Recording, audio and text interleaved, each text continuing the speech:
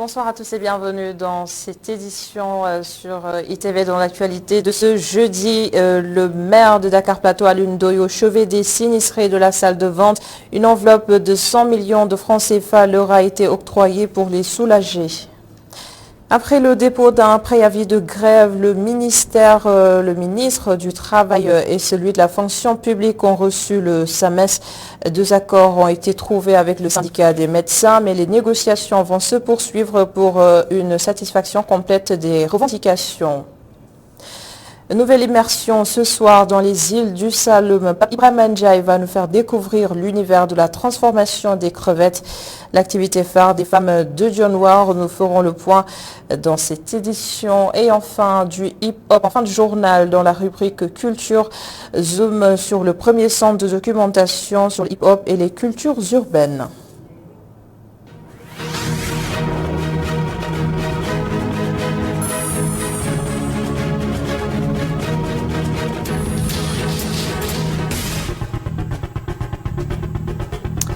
Millions de francs CFA pour compenser les pertes occasionnées par l'incendie à la salle de vente en début de semaine. Les commerçants touchés ont reçu cette enveloppe lors d'une visite cet après-midi du maire de Dakar Plateau, Alioune Ndoye, avec le ministre du Développement communautaire, Samba Nyobenka. Et nous allons à ce propos écouter le maire de Dakar Plateau, justement, Alioune Ndoye. Donc, vraiment d'abord, mes premiers mots, c'est des mots de remerciement à l'endroit du président de la République et du ministre Samba Nyobenka qui l'a délégué auprès des commerçants qui se trouvent être installés ici au plateau, donc de notre famille, pour leur apporter son soutien, exprimer la compassion de tout le gouvernement et en tout cas transmettre les prières du président pour que tout un chacun puisse rebondir et en tout cas trouver de meilleures dispositions pour continuer ses activités. Donc nous remercions vivement vraiment le ministre pour ce déplacement et le geste fort appréciable qu'il a eu à transmettre au nom du chef de l'État. Remercier le gouverneur, le préfet, le sous-préfet et l'ensemble des forces de sécurité et de défense qui ont eu en tout cas à s'activer depuis le début de ce sinistre pour le maîtriser et faire en sorte qu'aujourd'hui on n'a que des dégâts matériels à déplorer. Voilà. Et les commerçants de la salle de vente unie refusent de céder les lieux à la collectivité Lébou du Sénégal qui réclame la propriété du site. Malgré le sinistre qu'ils viennent de subir, ils ne comptent pas céder la salle de vente et les choses s'annoncent compliquées. Un juriste spécialisé sur les questions foncières nous éclaire selon le professeur Samba Traoré. Seule l'immatriculation du site pourrait départager les deux parties. Ses explications. Les titres fonciers ont été délivrés par immatriculation depuis la période coloniale. Donc si la communauté Lébou dispose d'un titre foncier au nom de la communauté Lébou, c'était possible aussi à l'époque, donc elle a tout à fait le droit de revendiquer cette terre. Mais si il n'y a pas de titre foncier au nom de la communauté Lébou, juridiquement elle ne peut pas revendiquer cette terre. Donc je pense que c'est assez clair. Ou bien elle a un titre foncier, donc valable depuis très longtemps, opposé à l'État ou à la commune, ou alors elle n'a pas de titre foncier. Si elle n'a pas de titre foncier au nom de la communauté Lébou, elle ne peut pas revendiquer cette terre-là. Donc je pense que c'est ça. Bon, je n'en sais pas plus par rapport à la réalité, mais il faudra voir dans quelle mesure cette communauté Lébou, n'est-ce pas, peut justifier cette revendication de la terre de ce marché, de cette salle de vente. Des enseignants de l'Institut des étudiants étrangers ont entamé une grève aujourd'hui. Ils réclament le paiement de leur salaire et de meilleures conditions d'enseignement. Voici le compte-rendu de leur conférence de presse aujourd'hui, signé Abdourahmane Ly. Les 4 universitaires de l'Institut de français pour les étudiants étrangers, en plus d'être privés de leur salaire, ont été tout bonnement dessaisis de leurs cours sans en être informés au préalable, à les en croire. et même de nos heures statutaires. Hein. Il y a des procédures juridiques qui sont en train d'être menées pour s'occuper de cette autre violation de nos droits, puisque sans être convoqués au conseil pédagogique, nous avons vu un emploi du temps affiché sur lequel nous ne figurons pas. Et nos cours ont été réattribués par la prétendue direction à des vacataires et à des stagiaires, ce qui est encore une violation. La première secrétaire générale nationale adjointe du Sud-Est ESR explique que leur cauchemar a démarré le jour où le recteur a voulu nommer un directeur de l'Institut sans se référer aux règles établies. Une privation de salaire du mois de février, une autre sanction sans fondement selon Diaboussègue Touré, expliquant la grève d'avertissement des 4 sur les 7 enseignants titulaires de l'Institut. Et nous n'avons reçu aucune notification, ni mes 3 collègues, ni moi-même, concernant ce type de procédure. Or, c'est quand même soumis à une réglementation très stricte. Donc, pour résumer les faits, nous avons eu vent de ça, nous sommes allés vérifier dans une démarche syndicale avec le secrétaire général national, et le directeur financier comptable du rectorat nous a dit, je le cite, leurs comptes salaires sont fermés. Et ils répondent tous en renvoyant au recteur. Et jusqu'à présent, nous n'avons toujours pas reçu de la part du rectorat de réponse pour motiver cette décision qui prive de salaire 4 enseignants-chercheurs. Une grève suivie partout à travers le pays selon les estimations à mi-chemin de la première secrétaire générale nationale adjointe du Sud-Est ESR. Par-delà, Diaboussègue Touré explique qu'une campagne de communication est en cours pour, dit-elle, mettre tout le monde au même niveau d'information. Il y a également une lettre qu'il a adressée à notre secrétaire général national pour le sommet, sous 72 heures, de justifier des qualifications du médecin qui dispense des soins à son fils autiste. Et ce sont en tout cas des pratiques qui n'ont pas leur place à l'université et que nous condamnons et dénonçons avec force. Interpellé sur ces contestations, le rectorat n'a pas souhaité se prononcer pour le moment. Ils promettent pour bientôt un point de presse pour éclairer la lanterne de tous. L'actualité de ce jeudi, c'est aussi cette rencontre entre le syndicat des médecins du Sénégal et les ministres du Travail et de la fonction publique. Plusieurs points contenus dans le préavis de grève déposé récemment par le SAMES, ont été abordés et les négociations vont se poursuivre selon le secrétaire général du syndicat, Dr Yeri Kamara, que voici. Donc on nous a compris avant qu'on parte et ça, je pense que c'est un changement de paradigme qui va contribuer à restaurer la paix sociale d'une manière durable dans le secteur de la santé et d'une manière générale dans le service public. Donc concernant les thèmes, après nous avons des questions en rapport avec l'urbanisme qui ont vu en tout cas une bonne résolution. Nous avons eu des questions en rapport avec les démarches administratives et également aussi nous avons eu des réponses assez satisfaisantes. Nous avons eu des questions en rapport avec les hôpitaux et leur fonctionnement, notamment à Mbou avec Polymètre, à Le Dantec et à Dalal Djam. Mais en dehors de cela, nous avons une question notamment à incidence financière que nous avons en tout cas donné rendez-vous au ministre du budget pour examen. Et nous tenons à dire que, quand même, que c'est une question très importante. Et je pense que quand même la place du médecin n'est pas dans la rue. La place du pharmacien, c'est dans son officine et la place du dentiste, c'est dans son cabinet. C'est pourquoi nous pensons qu'on gagnerait à avoir un statut qui garantisse en tout cas la sérénité avec ces corps. Il ne devrait pas être en tout cas dans une posture revendicative. Donc nous avons commis en tout cas une étude pour ce statut spécial et nous espérons que ça va nous permettre de dépasser ces problèmes de revendication et pour améliorer le système de santé d'une manière globale. Nous en parlions hier, les menaces sur les importations de blé et de maïs en raison de la crise entre la Russie et l'Ukraine. Au Sénégal, la consommation du pain à base de farine de blé est quand même très élevée avec les nombreuses tensions dans la filière. Les consommateurs commencent à se tourner vers d'autres alternatives. Illustration dans ce reportage signé à l'UNSO avec Barasso. Des pains enfournés, un bruit étourdissant, ce boulanger surveille avec précaution le four. Il met en exergue les produits fabriqués à base de la farine de blé. Nous avons tendance de travailler avec la farine blé. C'est ça qu'on fait avec des pains ordinaires, comme des baguettes, comme tu le vois, comme ça.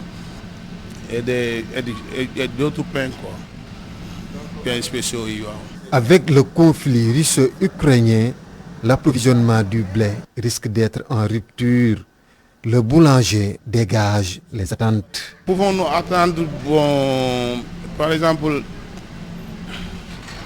il y aura manquement de pain force. Forcément, il y aura manquement de pain, quoi. Parce que sans le blé, on ne peut pas faire d'autres choses comme des pains spéciaux, quoi. Après le four, cap à la pâtisserie. Les clients achètent selon leurs préférences. Ce client qui vient d'acheter du pain, interpellé sur la question, soutient qu'en cas de pénurie de pain, il y a d'autres alternatives. Il donne ses raisons. Il faut surtout de prendre le mil comme auparavant nos grands-parents le faisaient. Donc de prendre le mil en le remplaçant par le blé. Ouais. Merci. Le Sénégal en stock de blé de 2 mois. D'après Momar Ndaw, le président de l'ASCOSEN, les boulangers alertent déjà. Si rien n'est fait, il y aura une pénurie de pain. L'industrie du ciment est aussi menacée. Le tort est d'autant plus important avec la fermeture des frontières entre le Sénégal et le Mali. Selon le directeur administratif et financier de Dangote, les pertes de la cimenterie sont évaluées à 20%. Les explications de Ousmane Baye recueillies par Isidore Alexandre Sen. Nous sommes dans un contexte assez difficile parce qu'il faut savoir que nous avons une centrale à charbon. Donc comme source d'énergie, nous utilisons le charbon, même s'il faut savoir aussi que le charbon est nécessaire dans la production du ciment. Donc c'est un intrant qui pour nous est assez important et représente pas plus de 60% de nos coûts variables. Et depuis 2020, le coût du charbon a augmenté de plus de 140%. 140%, donc ça veut dire que nos coûts de production ont explosé. Et la particularité de Dangote Ciment Sénégal, c'est que nous avons atteint notre capacité maximale de production depuis 2020, ce qui veut tout simplement dire que notre chiffre d'affaires n'augmente plus depuis 2020. En même temps, les coûts sont en train d'exploser. Et ça a un impact quand même assez important sur nos résultats. C'est pourquoi la seule solution, c'est essayer d'augmenter les prix, qui est, ok, il faut le reconnaître, quand même difficile pour l'État, parce que l'État aussi doit essayer de protéger le pouvoir d'achat des consommateurs. Mais il ne faut pas aussi oublier l'industrie, parce que sans industrie, sans production, il n'y a pas de pouvoir d'achat. Il faut aussi y ajouter la crise actuelle au niveau de la Russie, avec la guerre qui se trouve là-bas, parce que le charbon aussi, une partie du charbon vient de Russie. Donc effectivement, si le marché russe ne peut plus livrer du charbon, ça veut dire qu'il va y avoir une tension sur les autres marchés et une tension veut tout simplement dire une augmentation des prix. Donc il ne faut pas rêver, les coûts vont continuer à augmenter. Il faut aussi ajouter le contexte sous-régional avec la fermeture des frontières du Mali, parce que nous exportons au Mali et ça représente presque 20% de notre chiffre d'affaires.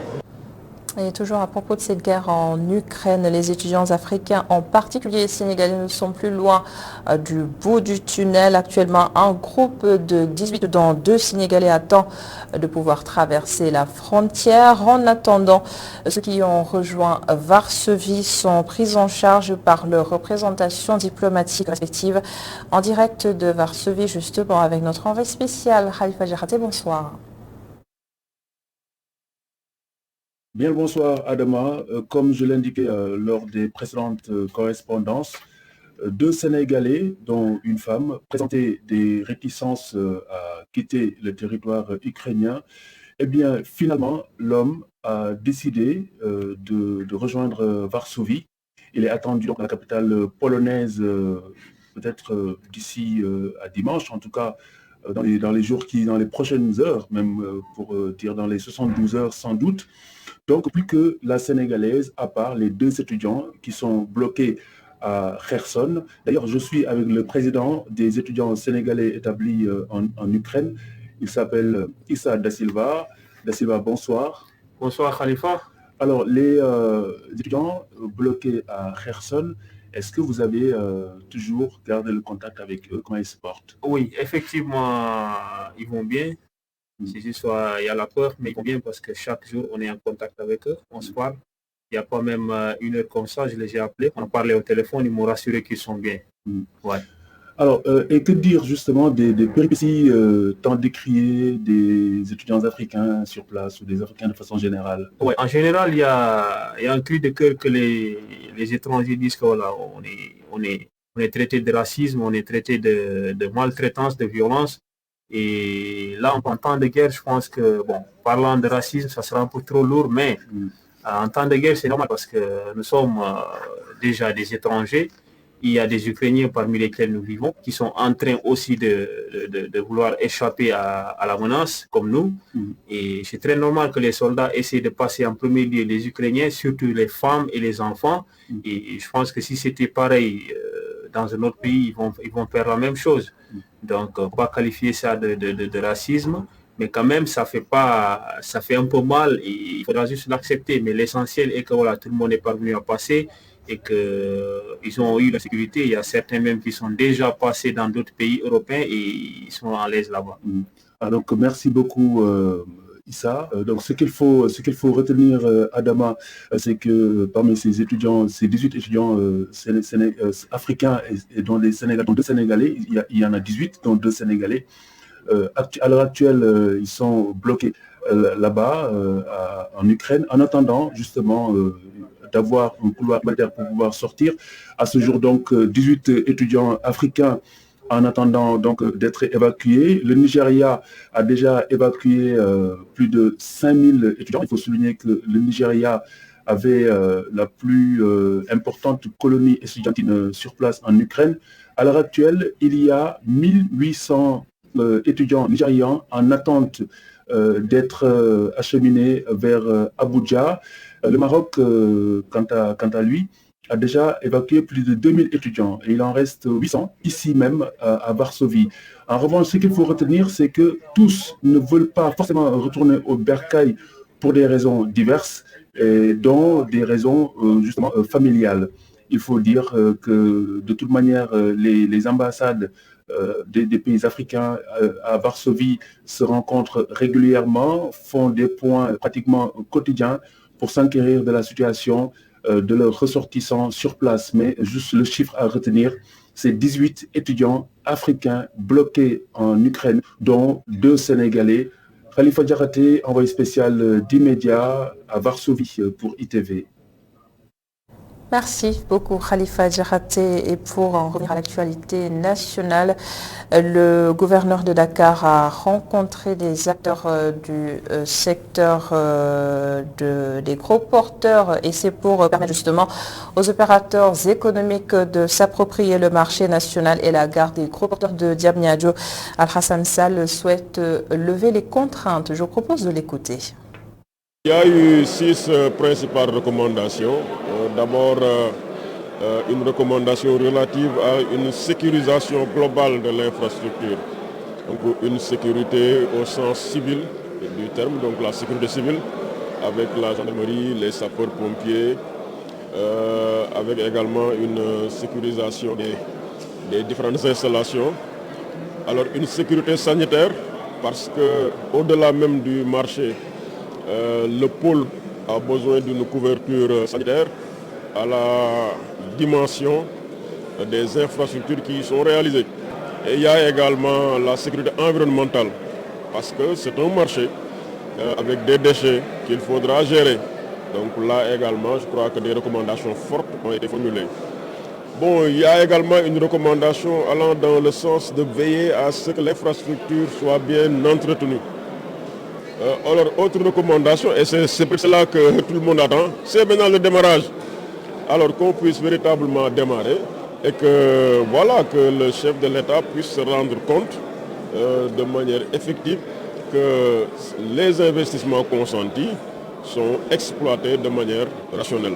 Et alors, c'est des recommandations parmi tant d'autres, il y en a d'autres, mais retenons celle-ci et puis voilà, voyons ce que cela va donner. Dakar est en pleine préparation du 9e Forum mondial de l'eau prévu à partir de ce 21 mars. C'est pour cela que l'Agence régionale de développement a convié les acteurs concernés à un pré-forum compte rendu de Mamadou Sy avec Seleman Diallo. Le Forum mondial de l'eau approche à grands pas. La région de Dakar peaufine ses stratégies pour assurer une bonne organisation du forum. Plus d'une trentaine de pays et au moins 5000 participants sont attendus. Toutes les dispositions sont déjà prises. Nous avons tenu à organiser ce pré-forum de l'eau-là pour pouvoir partager avec l'ensemble des acteurs de la région, pour qu'on puisse avoir, nous tous, le même niveau d'information et se préparer pour que la région de Dakar puisse avoir une participation remarquable et remarquée et relever le défi de la mobilisation. Au niveau de la région de Dakar, toutes les dispositions sont prises parce qu'on a mis en place un comité technique restreint qui est aujourd'hui en train de réfléchir sur la feuille de route de la région et mobiliser les participants de la région avec l'ensemble des partenaires que nous avons. Face aux défis liés à l'eau, ce 9e Forum mondial de l'eau va apporter des solutions. Des séances de partage d'expériences et autres activités sont prévues. Un forum qui va proposer des solutions aux difficultés auxquelles le monde fait face dans le domaine de l'eau. Et Dieu sait que ces difficultés sont nombreuses. Avec ce qui est attendu du forum, des réponses concrètes seront proposés au reste du monde. Il y a deux aspects. Il y a les aspects thématiques où les gens continuent à réfléchir sur des solutions à apporter. Mais il y a besoin également de prendre les décisions politiques afin que ces décisions-là puissent être mises. La région de Dakar se met en mode répétition en prélude du Forum mondial de l'eau prévu du 21 au 26 mars prochain. L'ARD, Agence régionale de développement sous la tutelle du gouverneur de la région de Dakar, à travers ce pré-forum, veut que cet événement soit une réussite avec comme objectif principal faire de Dakar un pôle international de l'eau. L'autre titre de ce jeudi, suite de notre série de reportages dans les îles du Saloum, focus ce soir sur la transformation et la conservation des crevettes. Les femmes de Dionewar sont des modèles dans ce domaine. Leurs atouts résident principalement dans le respect des normes d'hygiène et surtout environnementales. Immersion avec Ibrahim Ndiaye.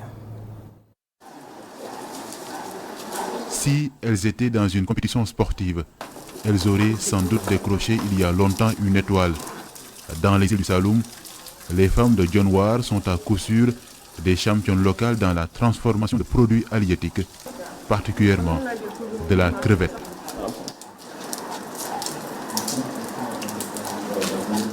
Ici, le processus pour y arriver, c'est tout un savoir-faire, tout un art.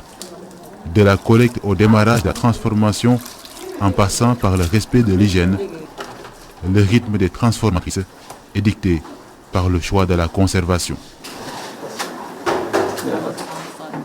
amna boo xam ne dañ koy conserver pour wowal ko amna boo xam ne tamit dañ koy conserver au frais. Nous avons deux options, transformer les crevettes pour les conserver au frais et les garder secs. Mais nous préférons la première option parce que c'est plus rentable et nous avons été bien formés pour le faire. En plus de cela, avec la conservation, on gagne plus concrètement à la crevette séchée. Avantage dal ndax jaay bu tooy bi conservation bi moo gën a gaaw jaay bi nga xam ne crevette bi nga xam ne moom lañ wowal. Une autre particularité dans le processus, et les femmes y veillent particulièrement, c'est la récupération des résidus et leur transformation, comme pour dire, rien ne se perd, rien ne se crée, tout se transforme. Conservation bi bu jaaree yoon mun naa toog 6 mois te du def dara tamit clients yi souvent moom dañu gën di laajte.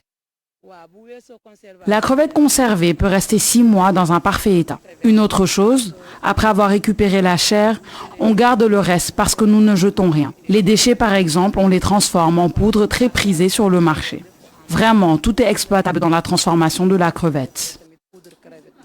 moom la ñuy jaay nit ñi na souvent ñu bëri dañ koy laaj ndax amu leen bouillon crevette amu leen bouillon crevette kon ñoo xam nañ ne crevette am na njëriñ te amul dara loo xam ne dañ ko ciy sànni.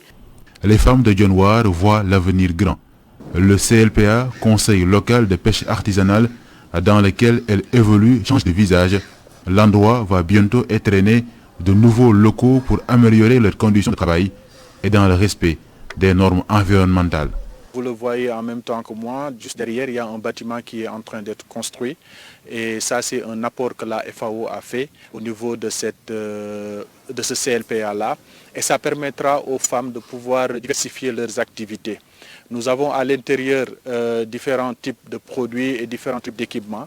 Ici, à l'extérieur, nous allons construire des fours qui permettront à ces femmes-là de pouvoir transformer leurs produits en toute tranquillité.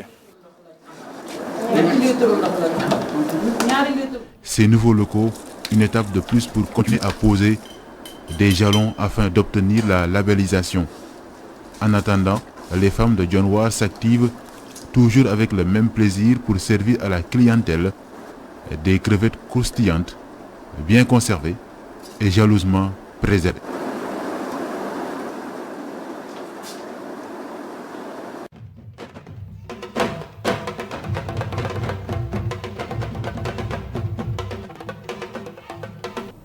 Et c'est un zoom sur le premier centre de documentation sur le hip-hop et les cultures urbaines.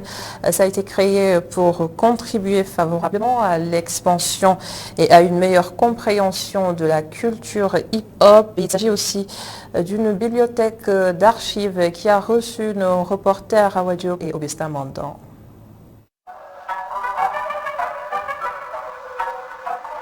Ina, c'est son nom d'artiste. Cette jeune dame très active et connue dans le milieu du hip-hop.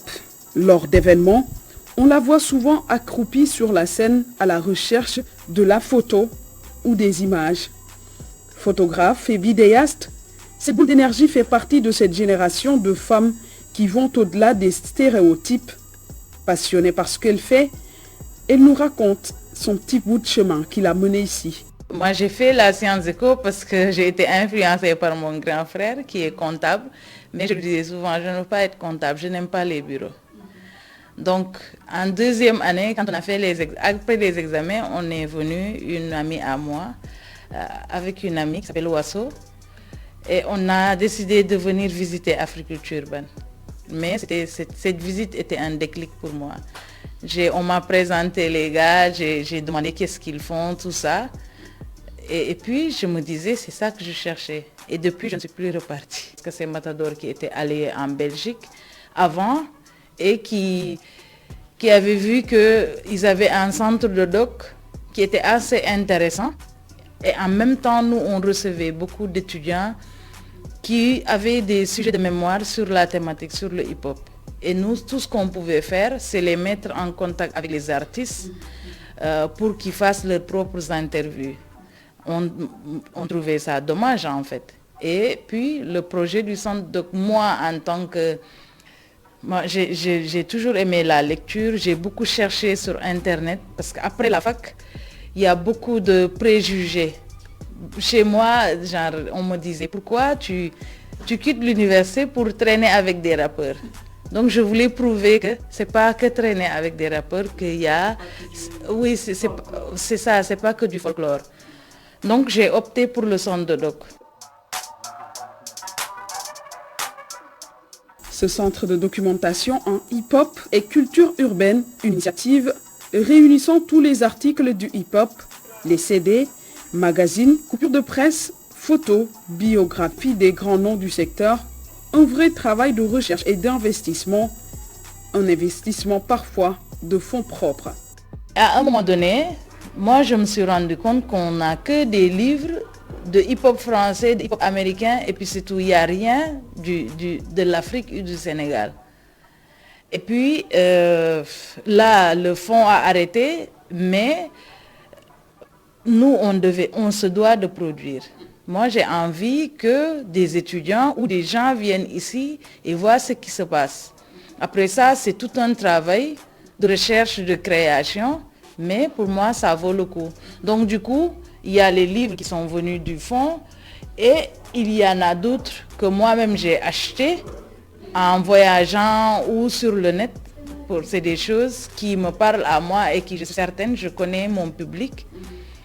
Et puis les objets, parce que c'est pas seulement...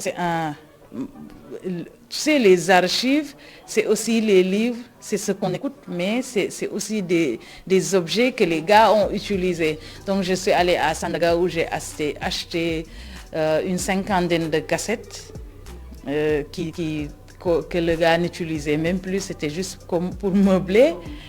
Et puis les Ghetto Blaster et puis le lecteur de CD, parce que pour moi c'est un centre de doc, c'est aussi un lieu où les gens peuvent échanger, venir écouter de la musique, voir des anciennes choses, parce que c'est ça mon travail. Une bibliothèque à la disposition des personnes désireuses de se documenter et d'avoir des connaissances sur le rap, le graffiti, le breakdance, le slam, le djing ou autre. Ce centre est aujourd'hui, pour les artistes, un cadre approprié pour disposer de toute la documentation nécessaire sur le hip-hop. En fait, moi, depuis le début, ce que je fais, c'est d'archiver. C'est de chercher des coupures de presse, des documents de journal écrits, parce qu'eux aussi, ils gardent des choses. Il y a beaucoup de choses que j'ai prises chez Keiti ou chez Human ou Matador a affilé des choses. Donc tout est enregistré dans des classeurs, encodés, bien classés. Et puis il y a des choses que je prends sur le net aussi, parce qu'après le digital aussi, ça donne beaucoup. Donc j'imprime et je classe ça. Soit c'est du graphe, soit c'est est bien classé. Donc ça, c'est une bonne documentation. En 2018, toujours avec les partenaires belges, j'ai réalisé 5 capsules vidéo qui parlent des pionniers du hip-hop. Ça aussi, c'est pour un public beaucoup plus large, mais c'est aussi pour le centre de documentation, pour savoir ce qui s'est passé avant. Après, c'est toute une recherche. On ne peut pas dire exactement ce qui s'est passé avant, mais on a des bribes de mémoire. Un travail acharné et minutieusement archivé dans le but de servir aussi de laboratoire pour retracer l'histoire du hip-hop sénégalais en livres, DVD et CD ou audio. Objectif, pas du tout faisable sans le soutien des autorités en charge de la culture qu'elle interpelle. Je voulais faire, en fait, moi je ne suis pas trop dans la concurrence. J'arrive, je vois ce qui marche et je me dis, il y a autre chose qui ne marche pas. Autant combler ce vide. Et pour moi, c'est important. Et après, au fil du temps, ça devient de plus en plus passionnant parce que c'est super de chercher, de parler aux artistes, de prendre tout le temps des images. Moi, j'ai des sons que même les artistes eux-mêmes n'ont plus. Et ça, c'est... Mais après, le besoin aujourd'hui pour pouvoir vraiment avancer, parce que moi, je tiens à ce qu'on ait nos propres archives, qu'on ait des choses à laisser. Depuis 2012 à maintenant, j'ai tellement de livres photos qui sont déjà bien écrits, c'est juste l'impression.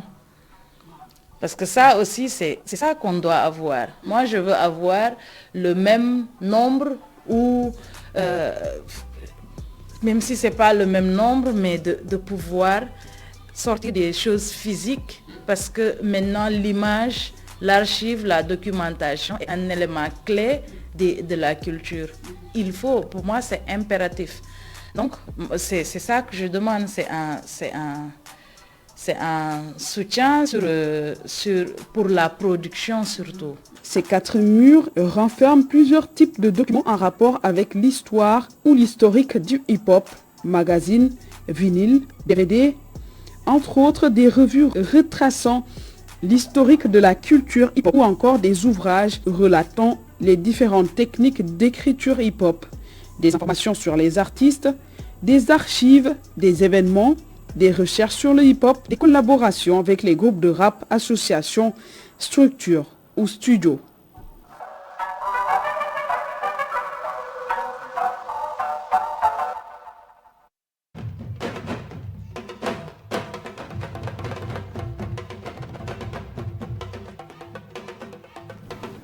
Et on se quitte sur ces images. Merci beaucoup d'avoir été avec nous. Merci à l'ensemble des équipes en régie. Bonne suite des programmes sur ITV et à demain.